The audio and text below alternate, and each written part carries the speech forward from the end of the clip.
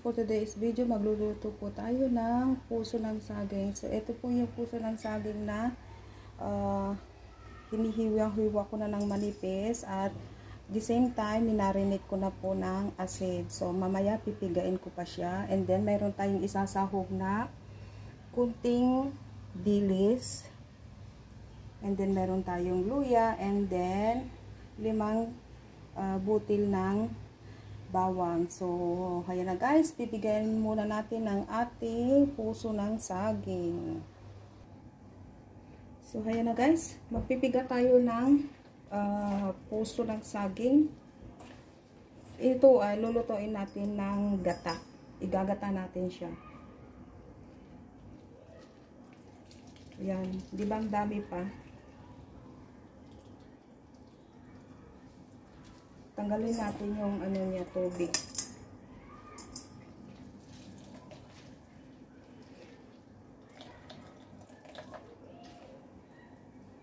So, yan o.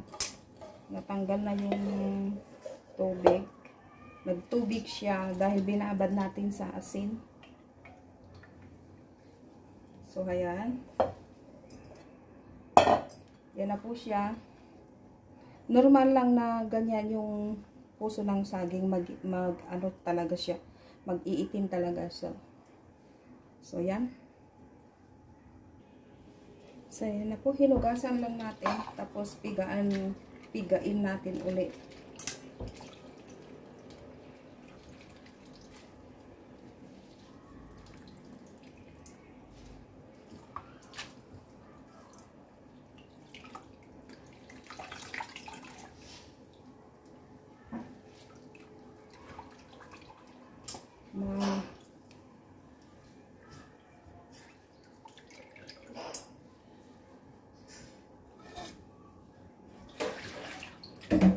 So, ayan na, okay na siya. Dahil 2 beses na natin hinugasan. So, ngayon, ihanda na natin ang ating paglutuan. So, ayan, mainit na ang ating paglutuan. Lagyan na natin ng konting mantika.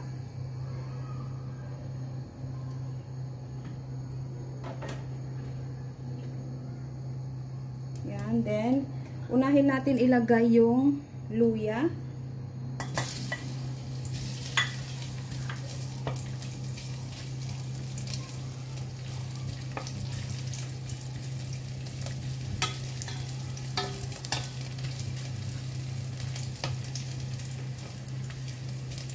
Gisa lang natin ang luya until become golden brown.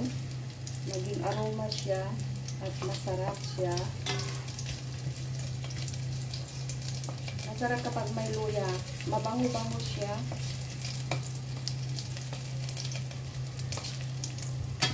So, ayan. Giligisa na natin ang ating luya.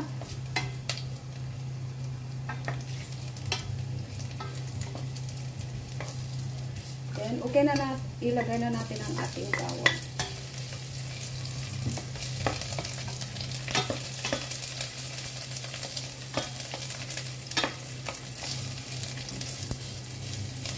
So, siya nga pala, kung bago ka pa lang sa aking channel, please subscribe Rosette Aurelio and don't forget to click the notification bell, comment, share, and isama na rin ang bell para laging updated sa lahat ng mga video na ina-upload ko. So, thank you so much sa inyong lahat. Salamat sa panonood.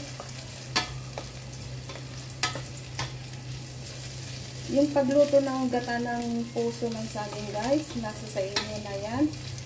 Kanya-kanyang diskarte sa pagluto. So, ito lang yung ginawa ko na pagluto na panandalian lang dahil ako lang naman na kakain. So, ayan, okay na yung ating bawang at saka luya. Yung ikan bilis o kaya ano natin, dilis, is luto na ito. So, para maging ano siya, i-ano lang muna natin siya. Iulit lang natin na iluto para maging crunchy.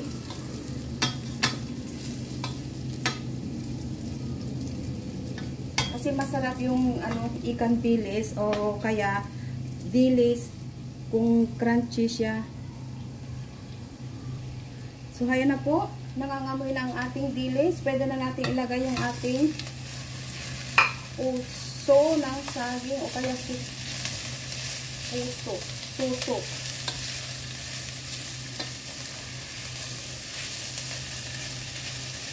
Kunting gisa lang. Tapos lagyan natin ng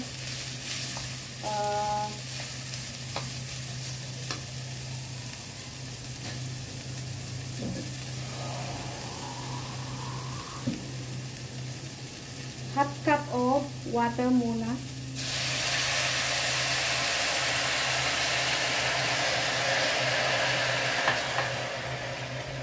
Yan. Wow, sarap naman.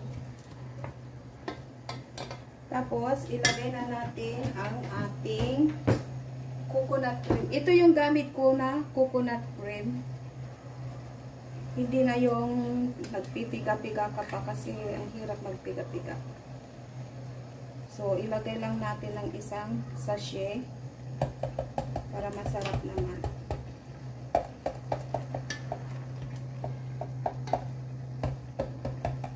Lagyan lang natin ng tubig kasi sayang yung dumikit ng coconut.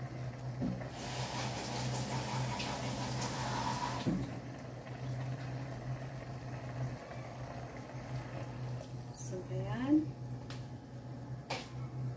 Ayan ang ating puso ng saging. Parang konti yung tubig. So, lagyan pa natin ng kalahating tubig. So, maging 1 cup siya.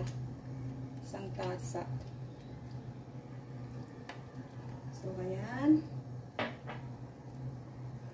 Habang linuluto na natin, kumpletuhin na natin ang ating mga rekado para sabay-sabay na silang maluto.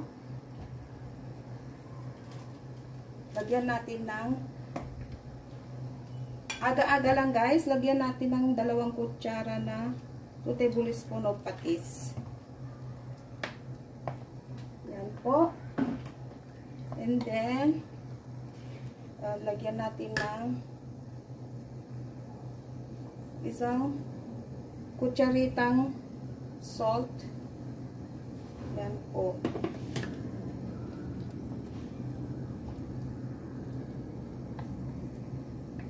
So, pakuluin lang muna natin bago natin ilagay ang ating, mayroon ako ditong chicken cubes, no? So, pakuluin lang natin muna bago natin ilagay.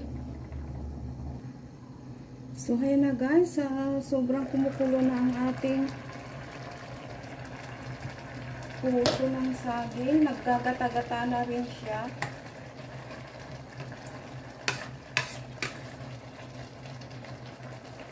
Ang sarap.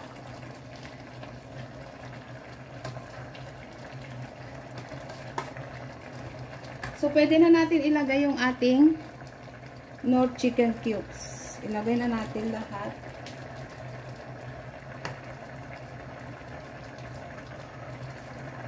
Ayan. Saka na natin timplahin kung sakto na ba yung lasa or matabang. Actually, hindi ako nagtatawa eh. Basta kinokontrol ko lang. Inaano ko na lang yung pang-rekado ko.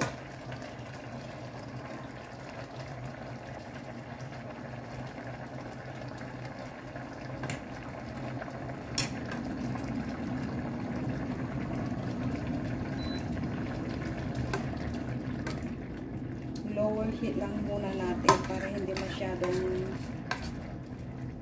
malakas yung apoy niya. Ay, parang may apoy Ganyan lang. So, see you again later guys. Pagkatapos na lang maluto ng ating puso ng saging. So, hayan na po. Tignan natin, i-check na natin kung okay na. Siya nga pala, huwag kayo magugulat dahil may tatlong charan! May sili. Yan ang the best talaga. Pag gata is may sili. So, okay guys. Tapos na ang ating pagluluto ngayon. So, pwede na nating kumain.